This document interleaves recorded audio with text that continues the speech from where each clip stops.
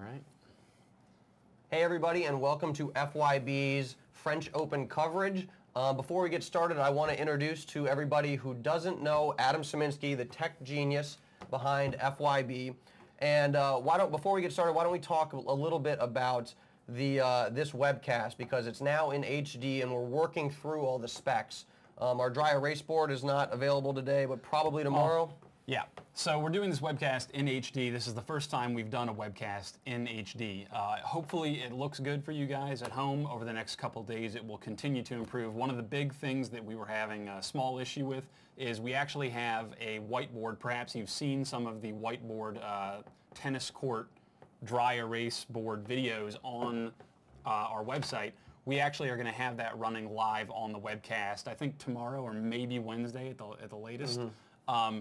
And one of the really cool things that we're going to be able to do is when we're talking about these matches at the French Open, we're going to be able to diagram key points, for instance, on the whiteboard and show you how the players did what they did, how they won the match. Yeah, I mean, it's pretty, if y'all watch the Miami final or the Aussie Open final with Ian Westerman, then you'll be familiar with that format. And Ian is going to be back for the final of the French, so he is putting me on the bench. Yeah, for the final, you're getting benched for the final.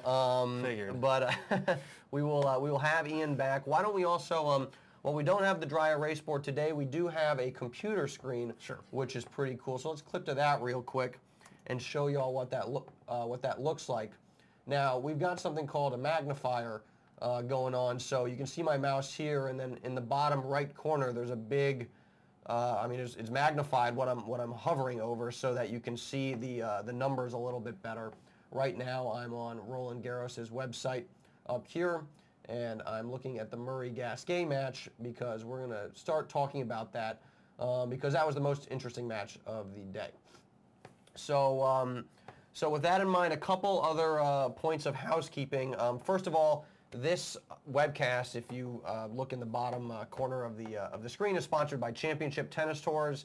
They are going to sponsor all these webcasts, our dry erase boards. Please buy your tickets through them. And if you go to the U.S. Open this year, they're going to be having some sort of cocktails, I guess, some cocktail hour of some sort. Don't have all the details on that, but we are going to be there. So if you make it to the U.S. Open and you pick up your tickets through Championship Tennis Tours, then you can come hang out with us, and of course, like I said, I'll get more details on that. And then the final thing is we also have some free stuff to give away from tennisexpress.com. I believe today we're just giving away a $25 gift card, and the way you win that is through the chat. I'm going to ask some question, or maybe you can ask a question, Adam. It's all right, I'll think of one. No computer-related questions. Oh man, come on. It's not going to be in your wheelhouse.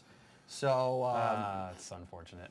Yeah, so we've got essentially 24 gift cards to give away over the course of this tournament, Wimbledon. Some Andy Roddick cards, Bryan Brothers, a bunch of stuff, free tennis rackets. So there's a lot of cool stuff. With that in mind, why don't we get this party started? And I'm still. You want to kick it off with Murray and Gasquet? Yeah, I mean, I don't know. By the way, the other thing is, one other point of housekeeping that Will missed here is there's a chat that is going on live right now, right below the video. Now, in order to chat, in order to post comments, what you're going to want to do is have an account on Ustream.com, and they're a completely free webcasting service. They're the one that we use, and it's great. They won't send you any spam. So if you'd like to participate in the discussion, if you can't post as a guest, which I don't think that you can, join Ustream.com, and you will be able to participate in all the live discussion that's going on. I don't think we've really had any complaints from them. It's a good service, so check it out. And if I randomly get up, I have a head cold, so I need to drink a lot of water. A little nasally. A little bit, but need to keep the pipes lubricated. All right. Well, so yeah, I mean, you want to start this off with Murray and Gasquet? Yeah. Did you watch much of the match? Because it was a very, for those of you who didn't see it, it was in a way it was kind of classic Gasquet. The guy's finally playing well. Right. And it reminded me a lot of the 2007 match between Gasquet and Roddick at Wimbledon. I believe it was the quarterfinals. And Gasquet was, I mean, the one-handed backhand was just clicking. The guy was... He has an ability. He's mentally, he's sometimes not all there. But most of the time he's not all there. Okay, well, not sometimes. I wasn't going to go I'd there, say most but you know, of the that's time. okay. But he possesses that ability, as I think a lot of the guys do that are in the top 50 even say. They possess the ability to turn it on sometimes and just play out of their mind and, you know, rise to a level that surprises even the guys who are, you know, in the top 5. Yeah, I would say with Gasquet though, I mean that one-handed backhand when it's on, it's probably the best one-handed backhand. Absolutely. And definitely. I think people know that Gasquet's backhand is a threat, but I think that it surprises a lot of the players on tour are in that mindset of the backhand is generally someone's weaker shot. It's a safer play, and I think that maybe they relax. Well, they're not going to get hurt. Right. They hit a shot deep to his backhand. They're relaxing, thinking that it's, you know, not going to come back at him, and then Gasquet just smokes a winner from 15 feet behind the baseline on his one-hander. I think when you have a guy like Murray too, who has a really strong two-hander, and that's his stronger side. That thing never breaks down, and in fact, that's how he wins a lot of matches. So Murray definitely looked surprised earlier in the match when they'd get in backhand exchanges, and you'd have Gasquet hitting heavy topspin angle balls, pulling Murray off the court, opening up the court for Gasquet to hit into. Then he would rip a ball down the line for a winner. Then he would loop one real deep and push Murray back. So that, I mean, that one-handed backhand is extremely dynamic, not even talking about the slice. Yep. So, you know, that definitely, I think, threw Murray a little bit. And, I mean, I believe during the match, McEnroe said Gasquet had to win it in 3 because his fitness wasn't going to be there, and it turned out to be completely right. He won the first 2 sets.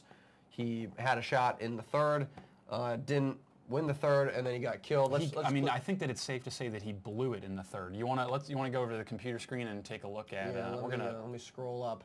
So you got the score line here. We're on RolandGarros.com here, and we're zoomed in on the match statistics right now from Murray Gasquet. And it was 6-4, 7-6.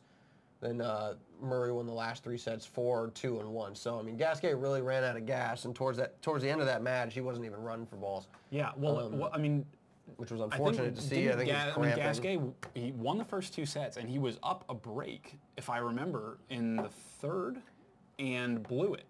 I'm not. And Murray came back. I actually am. In the chat, if that's wrong, correct me on that. But I would have sworn that Gasquet was up a break in the third set and then blew it. And you know, that is really... They definitely exchanged breaks in the third set several times. And if we bring it back down, actually, let's go back to the computer screen. Sure. Yeah, I mean, let's look at the stat line, because the thing that over here you have winners, and so I'm going to highlight this field, and we'll stop it here. Whoops, got to learn how to operate this thing. New technology, folks, new technology. Yep. So, you know, Murray had 64 winners, Gasquet 69, and both those guys were in good shape from an unforced error standpoint. Here's the unforced errors tab. 41 for Murray, unforced errors, 46 for Gasquet. Yeah, you know, the thing I think is a little deceptive about this stat is Gasquet kind of started giving up on some balls, allowing Murray to pad his winner stat. Yeah.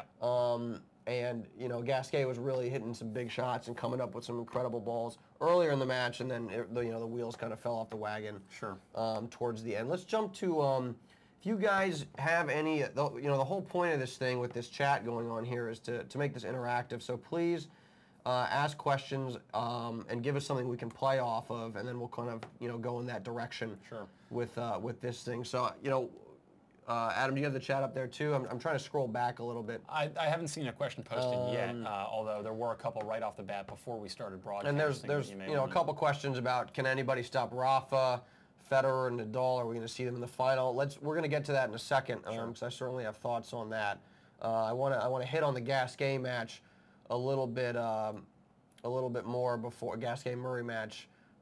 Gene is saying, yeah, we should give Murray credit for his fitness, and you're absolutely right. I mean, Murray definitely, said to himself, if this thing's going to go 5 sets, I feel like I'm in better shape physically than Gasquet, and that turned out to be absolutely true. Yeah, well, certainly, I think you know, going on clay where you have to work that much harder to move. I think, you know, going 5 sets Points is are pretty longer, difficult. sure. Yeah, absolutely. And Gasquet had played a ton of tennis. He had won 10 straight matches. Yep. Tried to get today's match pushed back till tomorrow because he had played several days in a row the previous week and had won the tournament, beating Verdasco in the final. I can't remember the name of the tournament, but he had a lot of tennis under his belt. So, you know, Murray did a nice job of trying to take his legs away.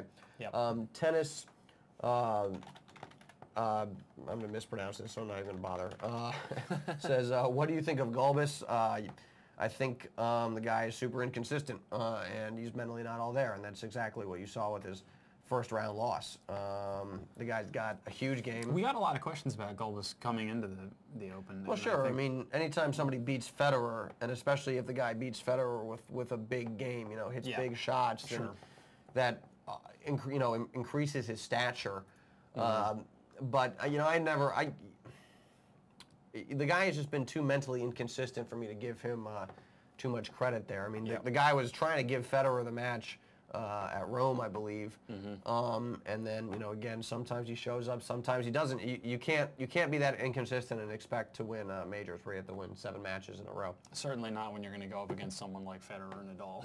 I mean, those guys are rocks. They're way too consistent to be inconsistent against them. Sure, absolutely. So yeah, that's you know, that wasn't too surprising from my maybe perspective. On the women's half of the draw. I think the reason I say it is because maybe it's a little different there, where the players aren't quite as consistent, and you know, there aren't necessarily rock solid contenders who you expect to be in the final. Every time. Yeah, I mean, obviously, Federer and Rafa are aberrations. I mean, even Sampras and Agassi weren't this consistent. Yeah. Speaking of the women, the only person you can really say is consistent like clockwork is Serena Williams, who just rolled today. We've got some of her stat lines. You want me to pull that up? Yeah, you can pull it up real quick. I mean, I don't know how much the stats really tell, just because she's such a better player than her Swiss opponent. Her first serve percentage was real high, and when that thing's going in, she's going to essentially, you know, be extremely difficult to beat because her serve, you know, her serve and return are some of the things that really set her apart from a lot of the other women on tour. I believe it was either Mary Jo Fernandez. I think it was Mary Jo Fernandez. But if it wasn't Mary Jo Fernandez, it was Pam Shriver who said, women's tennis comes down to the serve and it comes down to the return, how you get the points started. Yeah. And Serena's a master at both of that stuff. So she, you know, she's not going to have, you know, if she's serving well, then she's going to be in a great spot. I did not pick her to go deep in the tournament. You can pull it back to to us if you want. I think we'll probably get, you know, my guess is Enna's going to win it. I made a Facebook post, Rafa and Enna. Couldn't make a preview video. I was pretty banged up over the weekend, pretty sick, so that didn't work out. But I think, you know, Enna's owned the French. She obviously put in a good effort at the Aussie Open. And, you know, I don't think her draw is ideal, but let me see if I can pull that thing up. But, you know, she's such a good clay court player. If you guys don't have a separate window open for French Open, you know, RolandGarros.com, you should. The draw is up there. All of the match stats are up there. Yeah, That's what we're pulling off She's right in here. Serena's quarter. So let's take a look at that draw. So she's, zoom in on that. Yep, I'm gonna find. So Justine's right here. So she plays whatever. Pirankova. Okay. We need like, what are those things where they listed, you know, phonetically how to pronounce it? Yeah. And then if we go up, we've got Serena up here. So she is in Serena's quarter of the draw, which is obviously not great.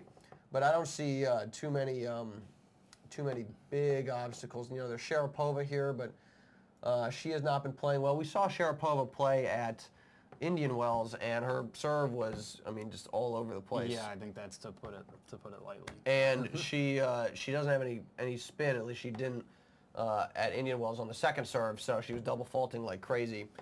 The coolest 514 says I should be granted a wild card into the U.S. Open. Absolutely not.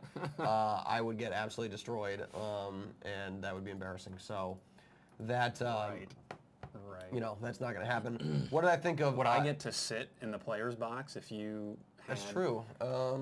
like, I mean, you have a big family. Would there be room for we'd push you out. You'd be, we'd give you a nosebleed. I would have the FYB suite actually up on the upper level. Absolutely. Yeah, we're not quite there yet. Yeah, so Bodie Miller trying to get into the U.S. Open. Did we talk about that No, you know what? Actually, this is good. No, this is how we talked about it. We did an interview last Thursday with Murphy Jensen, which we have not put online yet. We haven't yet. Murphy Jensen, won the French Open with his brother in doubles. And he's now the head coach of the Washington Castles, a world team tennis team that's here in Washington, D.C. Which is a stacked team, by the way. They were Serena, champions last year, and now they have Leander Paes, Bobby Reynolds, and Renee Stubbs on there. Angela Haynes. Just as an aside, World Team Tennis is actually pretty awesome. And it's an amazing venue, too. Yeah, if you've never been to it, it's pretty cool. Skyscrapers all around, and then the tennis court. Yeah, but we were talking in this interview with Murphy. We were talking about the tournament or the series where you're allowed to play your way into the U.S. Open, and Bodie Miller is competing in it. I haven't followed it too much, but Murphy was saying there's some absolute sharks in there. Some guys that probably former pros. Sure. Maybe not guys you've heard of, but just some fantastic players. So, Bodie, you might be a great athlete, have a gold medal. That's not going to translate onto the tennis court. Excuse me. Yeah, there's the talent pool is pretty deep. I mean, there are people who come out of college that can take sets off Federer. So I don't think that you can kind of just jump into the men's game and expect to work your way into a major. Well, that's like John Isner. He graduated in 2007, and then at the U.S. Open that summer, he took the first set off Fed. Yeah, but he also beat a ton of guys at Legg Mason. He took Andy Roddick to a third set tiebreaker. I mean. Yeah, I actually don't think it was Roddick. It was Monfils. He lost in straights to Roddick, I believe. It was 4 and 7. Yeah, you might be right. Actually. Or 4 and 6. There was at least one tiebreaker in there, though. I remember that much. But yeah, so. Anyways. Yeah, and Gene, we do have some Americans in the second round now. Fish, Isner, Taylor Dent. Isner's improved. He's now what, top 20? I don't know if he's top 20 yet. I think he's top 30, but I think he will be a top 20 player. Yeah. Obviously, huge serve. I don't see him going super far at the French Open. His whole game centers around his serve, which is just dulled, I think, too much. On the clay, but I could see him doing well at Wimbledon and certainly during the hard court season. And the guy's still a little raw. I mean, he's still developing his game. So, I think on a faster surface, if he is serving well and hitting big for the duration of the tournament, he could certainly do some damage. Mm-hmm. No, excuse me. I was right. You don't give me enough credit. I'm looking up John. You know what? Let's clip to the. You can't see my computer screen. I'm not bringing it up here. John Isner is currently ranked 19th in the world. I thought you were talking about the Roddick match. All right, never mind. Oh, well, but no, he is, and he's a top 20 player now. Okay, yeah. I mean, that doesn't surprise me one bit. He's definitely come a long way, and we got a ton of footage of him at Indian Wells, actually, which I think is up there now. If it's not, the Isner stuff, that's sort of your department. Yeah, if it's not, I'll get it up there like this week. Will we see an American in the quarterfinal this year? Probably not. You don't think so? Maybe. I mean, I'd pick either Isner or Roddick to, but I just don't see it. Those guys, their games again are centered around their big serves. Yeah. They're not the best movers, and on clay, that's just not the recipe for winning. And I think particularly European players or just foreign. Speaking outside of America, Roddick he's lost weight in the last year even, and he's a better mover now. He is, but he's not as good as some of the guys who center their entire game around clay courts. And I think particularly foreign players who play in clay all the time just construct points better on clay. Sure. They know when to play defense. They know when to kind of just rally for a little bit, and then they know when to go on offense. And I think Americans. Pull the trigger basically the first opportunity they get. Obviously, it's somewhat of a generalization. So we had a question about Azarenka versus Gisela Dilka. Yeah, I didn't see much of the match, so I can't comment on that. I'm sort of limited by what is on TV or is being broadcast on the 5 channels over tennis.com. tennischannel.com. So some of the matches we have the big screen and the laptop set up to try and keep track of everything, but yeah, we're just not going to be able to. there are limits to hit all the matches. So why don't we? This show, by the way, is going to last about 30 minutes. Yeah, every maybe another single 10 day. minutes Just or so. Yeah, and what I want to do. We haven't talked about Federer yet. We haven't talked about. Well, I want to hit on the. Let's go to Fed first, and we'll look at his stats. I mean, these stats aren't super revealing. You can clip to my. So let's clip over to the computer screen, taking a look at again in RolandGarros.com, and this is the match summary statistics breakdown. We're on first serve, Federer and Luxak, I guess is how you pronounce his name. The really important. Federer serving 71%. Yeah, this for the first serve, and this is a real important stat for Fed because if he's going to do damage on clay, specifically against Rafa, this number needs to be extremely high, and if it's not, then you can just basically write Federer off. He needs to either win free points or he needs to be in an offensive position when Rafa hits a return. Sure. So I mean, scroll down a little bit. You got those 7 and 0. The numbers there. Scroll to the right a bit, and you want to take over? And yeah, let's take a look right there. You can see double faults. First of all, here 0 double faults for Federer. Sure. That's impressive and that's good. And only a couple aces, and I think that's sort of on clay. I don't think you're going to get as many aces in the first place, but yeah. And also scroll down a little bit. I mean, also winning percentage of his first serve. He's winning 80% of the points on his first serve. Certainly, the caliber of his opponent is going to affect all of these stats. I mean, unforced errors 11 is obviously fantastic. 34 winners against a better opponent. He's not going to have the same stat line. Sure.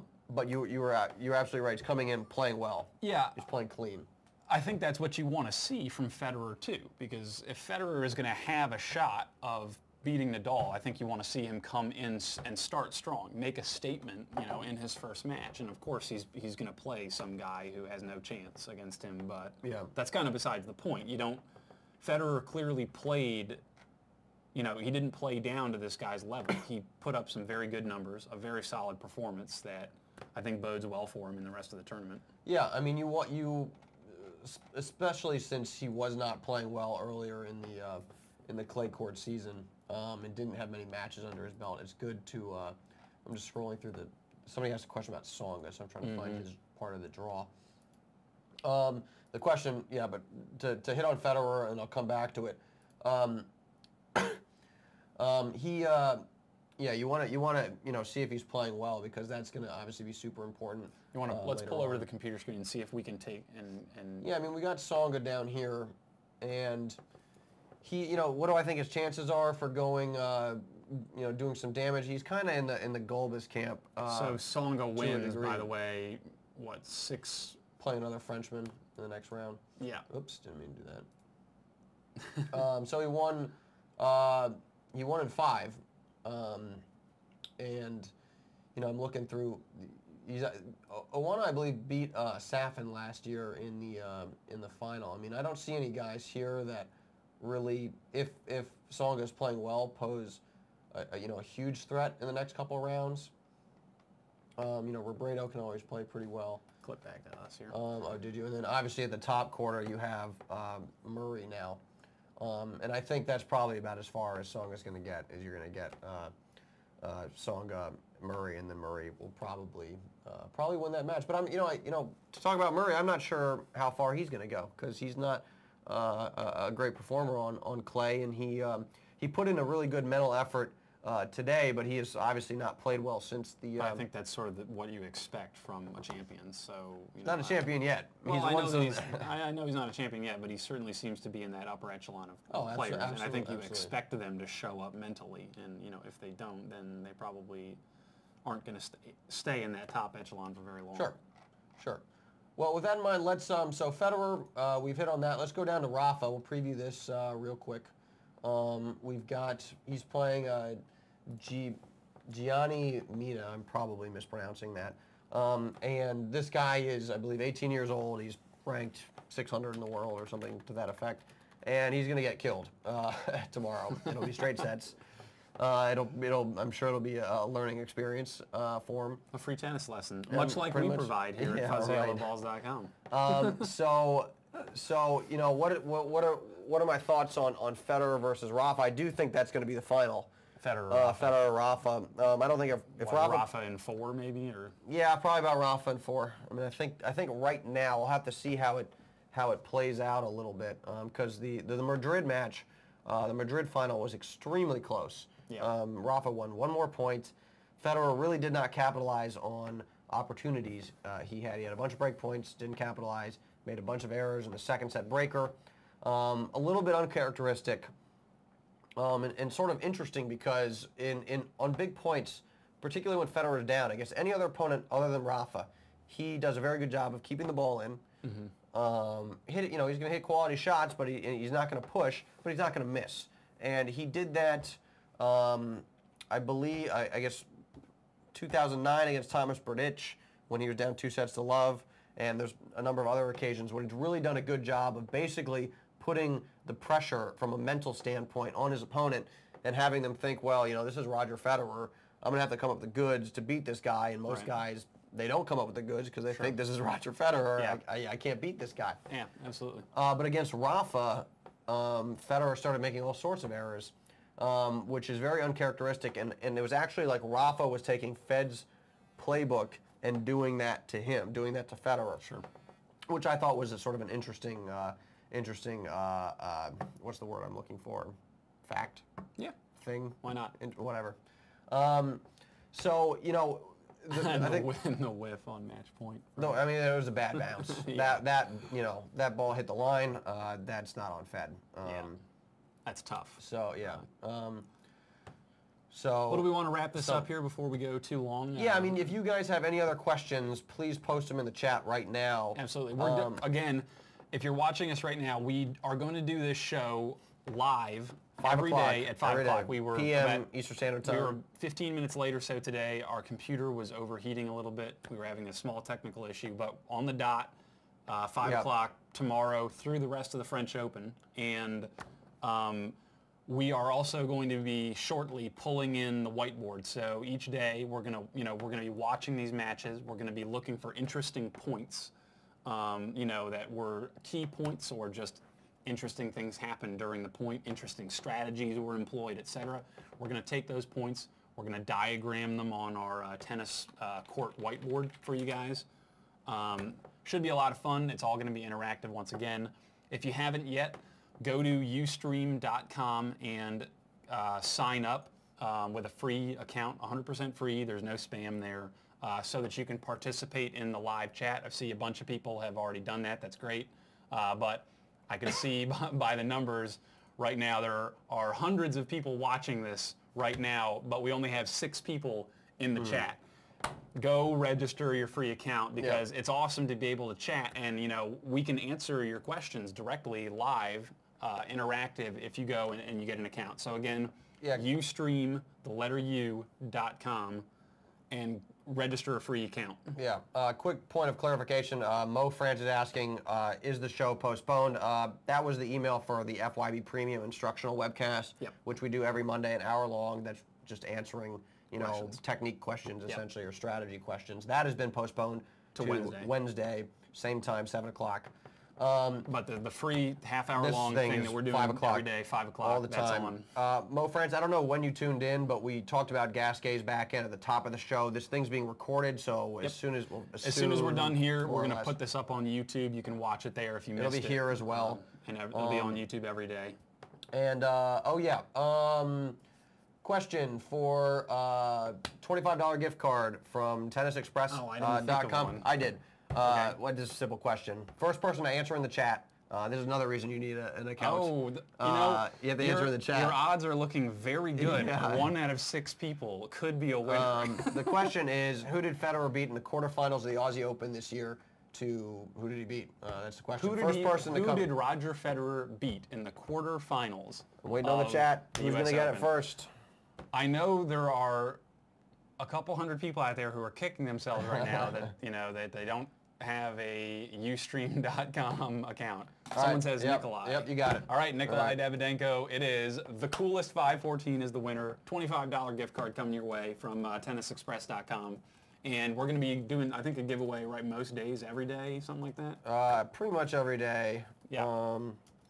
Do we also have tickets, or did I? I'm not sure what the deal is Okay. with that. We'll have to look into that a little bit more. Oh, Colby, slightly too slow. I bet people were furiously typing away in their browsers there to go try and figure out, you know, tennis.com's. So yeah, the coolest I just private messaged you, so you should have directions on Get what us to your do info. there.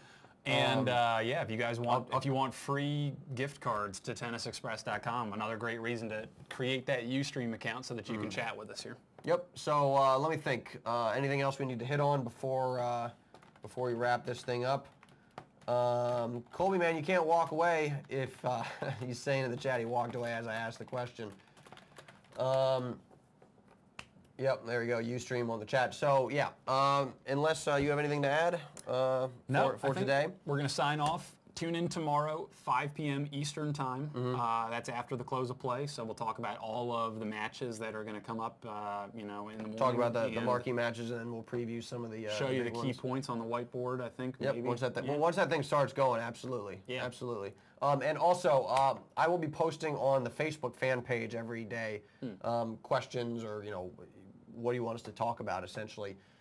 So if you want to post questions there as well, I can take them. I didn't do a very good job of looking at that today, but I'll do a better job tomorrow. This is obviously somewhat of a work in progress, so please keep you know, giving us your feedback Our feedback. in the comments in the comments below, and we will take that stuff into consideration as we try to improve this stuff. So yeah, with that in mind, thanks to everybody for tuning in. I hope you enjoyed it. Please let us know in the comments what you think about this. And we're going to be doing this, like I said, every single day for the rest of the tournament. Yep. And the finals for the men are going to be live, like 9 a.m. in the morning. Yep. That'll be 3 hours long, or however long the match goes. So with that in mind, all right, we'll see you tomorrow, 5 o'clock. Thanks, guys. See you.